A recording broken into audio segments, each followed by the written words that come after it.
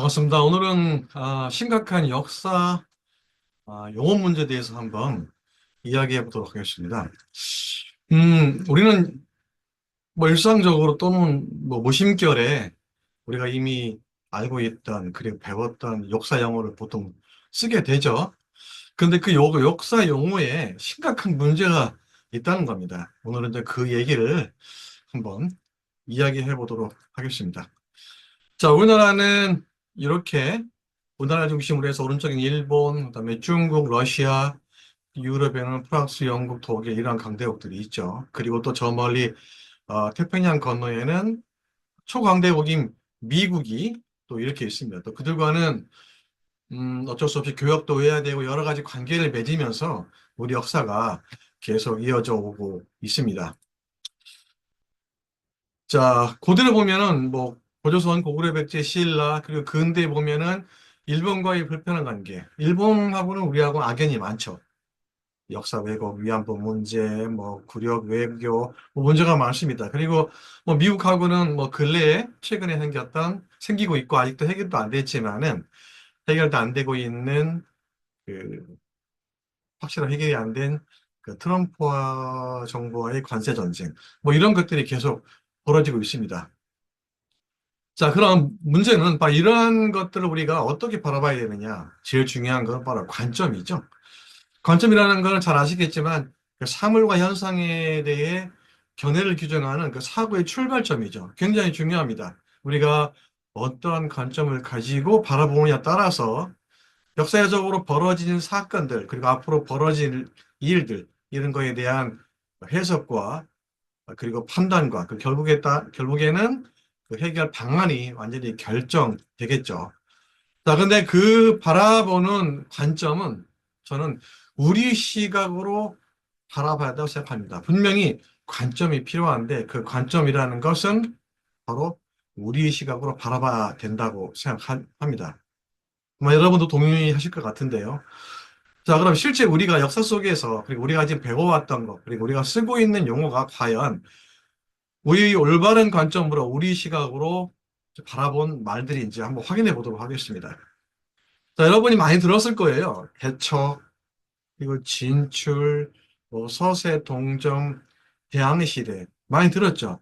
우리 뭐 세계사 시간이라든지, 국사 시간에 아마 많이 들어봤을 겁니다. 그리고 지금도 뭐 언론에서나 우리 교과서나 모든 책에서 다 이러한 용어들을 그냥 계속 지금도 쓰고 있죠.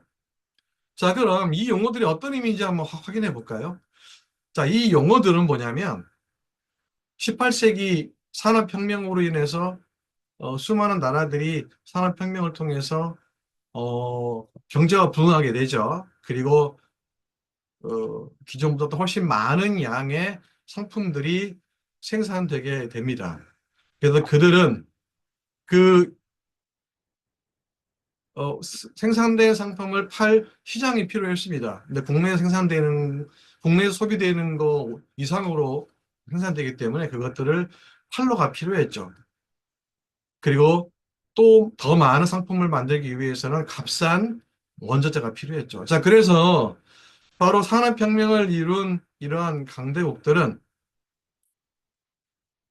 약소국가, 뭐 아시아 이쪽에, 그 다음에 아프리카 이쪽에 거대한 군사력을 동원해서 그 나라에 그들이 만든 상품을 팔게 됩니다. 그러기 위해서는 어떤 행동을 했죠? 정상적인 교육이라기보다는 무력과 그리고 자본을 통해서 상대 국가를 강제적으로 점령하거나 또는 강제적으로 상품을 파는 이러한 행위를 했죠. 자, 이게 바로 당시의 모습이었습니다. 그리고 그 수많은 강대국들, 산업혁명을 통해서 경제적인 부와 그다음에 군사력을 가진 나라들은 전 세계를 이렇게 지배하게 됐습니다. 그게 보통 우리는 제국주의 시대라고 하죠. 자, 그럼 이들이 바로 그들이 산업혁명을 통해서 잉여 생산물을 팔기 위해서 시장을 개척했다고 볼 수 있을까요? 그렇지가 않죠. 그들은 막강한 자본과 군사력을 이용해서 약소국가, 그 다음에 덜 개발된 나라에 무력으로 점령해서 상품을 팔고, 그 다음에 거기로부터 싼 원재료를 가지고 왔죠. 수탈했죠. 자, 바로 이러한 행위를 했습니다. 그건 바로 개척이다, 진출이다, 서세 동점이다, 대항해 시대. 이 자체는 뭐냐면, 이 말은 제국주의의 이러한 침략 행위를 정당화하는 말이죠. 그렇죠? 자, 그럼 우리나라를 볼까요? 자, 우리나라 보면은 일제가 우리나라를 식민지화한 시기를 우리는 어떻게 부르나요? 우리가 머릿속에는 일제 강점기 또는 일제 시대, 또 우리 그 부모님 세대에서는 뭐 외정 시대 보통 이렇게 불렀습니다. 과연 그 용어가 맞을까요? 자, 일제 강점기라는 말은 뭐냐면 말 그대로 이겁니다. 일본 제국주의 시대, 즉 뭐냐면 일본이 한국을 강제로 점령한 시기입니다. 그러니까 뭐냐면 그 시기는 한국을 강점한 일본이 주인인 거죠. 그러니까 일본이 주어예요. 그죠? 그러니까 바로 일제강점기라는 것은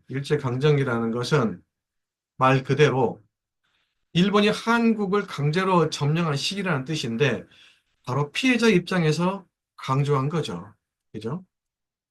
근데 자, 대일항전기는 뭘까요? 대일항전기는 뭐냐면 바로 일본 제국주의에 맞서 싸운 시기입니다.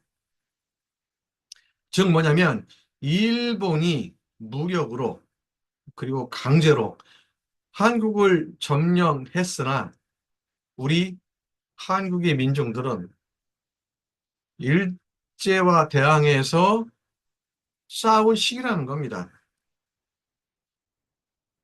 벌써 의미가 다르죠. 근데 우리는 지금도 일제 강점기라는 말을 그냥 일반적으로 쓰고 있습니다. 그리고 언론에서도 일제 강점기, 일제 시대 이렇게 쓰고 있죠. 자, 실제 확인해 보겠습니다. 자, 우리가 역사 관련해서 사료를 확인할 때 가장 많이 사용하는 것이 바로 여기입니다. 국사편찬위원회에서 운영하고 있는 한국 데이터베이스죠. 한국사 데이터베이스에서 검색을 해보면, 자, 일제강점기로 검색하면 무려 약 2665건의 자료를 검색할 수가 있어요. 자, 그럼 반대로 아까 말씀드린 대일항전기를 검색해 볼까요? 자, 해보시면 바로 3건밖에 나오지 않습니다. 바로 이것이 현실이죠. 자, 또 하나 보도록 하겠습니다. 우리는 보통 1910년, 즉, 일제가 우리를 강제로 식민지화한, 즉, 한일 합방이라고 하죠. 경술국치죠. 바로 그 날부터 1945년까지를 우리는 조선이라고 부릅니다. 과연 조선이라고 부르는 게 합당한 용어일까요? 자, 그렇지가 않다는 겁니다. 자, 분명히 말씀드리지만, 일제는 1910년 8월 29일 강제로 한국을 점령한 후 바로 조선총독부 관보 제1호에 이런 거를 발표합니다. 뭐냐면 한국의 국호를 조선으로 바꾼다. 자, 왜 그랬을까요? 자, 이유는 간단합니다. 이유는 뭐냐면 일본은 더 이상 한국, 즉 대한제국의 역사를 인정하지 않겠다는 겁니다.